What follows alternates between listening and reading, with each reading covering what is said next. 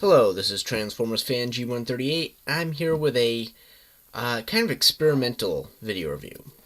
I will be reviewing Waspinator here, my least favorite out of the new wave, but basically I'm testing out my new system. I have a tablet. It seems to have a really decent camera on it that I can actually get in close and rezoom, which I can't on my camera. So, we'll see how this goes. In addition to that, my stand includes... where is it? My stand actually includes using a box cutter as a prop to get the right angle. Go figure, right? You can use it for everything. So, basically, this is his insect mode, his wasp mode. I believe it's actually referred to as his insect mode in the instructions. But it's got this neat little playable feature here where if you move this button, the wings flap.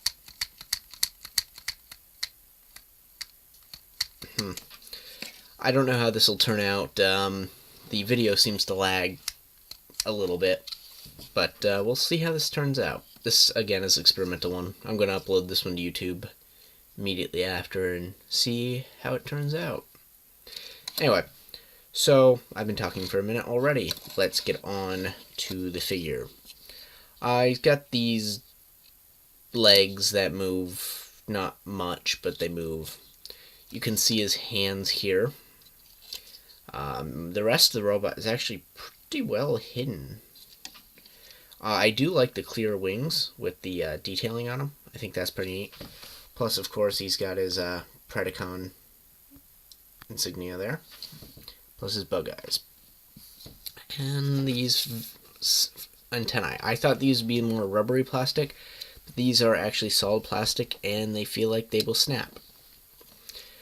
So yeah, wings. I will also mention I am not a fan of Beast Wars. So, to start off, we'll just remove his stinger. That'll turn into his weapon, so I'll set that aside for a minute. Next, just kind of get the wings out of the way a little bit. Unpeg the hands. Sorry about the lighting. I am playing around with that too. So yes. Unpeg the arms from the sides of bug mode. And my problem is I can't put my arms where my light is, and my light needs to be where my arm is. I'm trying to figure this out. Give me a second. That's a little bit better. So, that I can push over there. Then just unpeg the tips of the feet from these two tabs here. Bring that down. This video does not like to stay focused while I'm moving around, but whatever. So bring those down, flip these up, bring these down, these back. These will form your feet.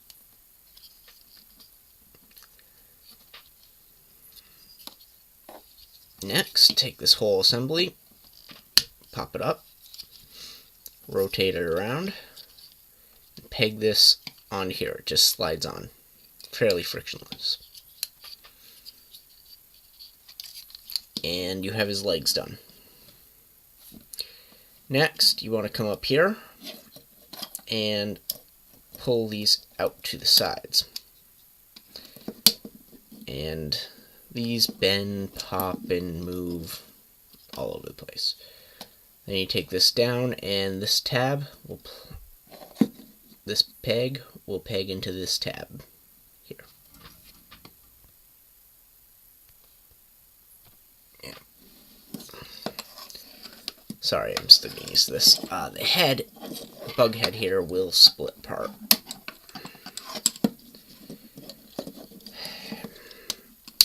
There we go. And this whole assembly will rotate in and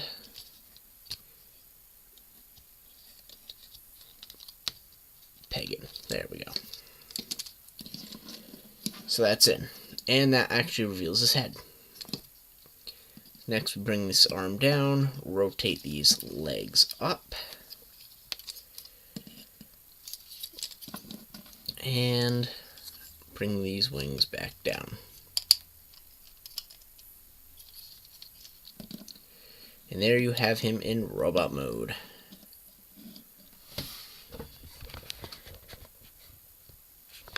Adjust by box cutter here. Next, we're going to take the stinger, pull this down around, and that forms his gun, which fits in his or any other 5mm peg figure's hand.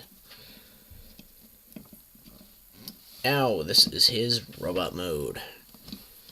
You look closely at the head. This is where I like this zoom feature.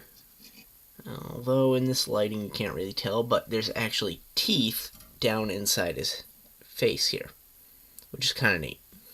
Plus, he's got the light piping for the eyes. Always neat. He does have ball and socket joint hips, which I don't love ball and socket joints, but they're there. They're a bit loose on this figure, so. And I got this guy because I pre-ordered the whole wave, so I kind of ended up with this guy.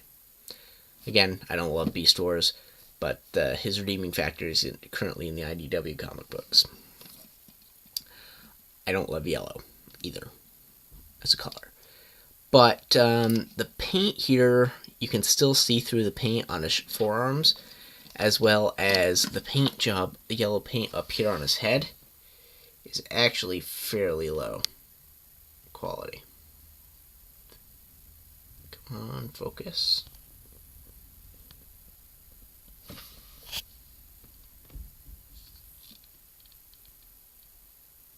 Yeah, that's not going to focus. It was a good idea. I'll give it that. We'll see how this review turns out. Okay, so he's got some paint issues up on the forehead.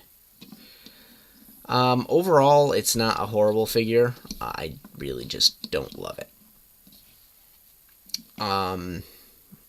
For articulation, he's got hinge in his ankle, forward and backward, a little bit. You can play around with the placement of the heel. These move, so if they're in your way during a pose or a position, they do. They are on ball and socket joints, so like pull in and move out. His leg, well, it goes in like that. Does not go back very far. I would say that's probably just under 45 degrees.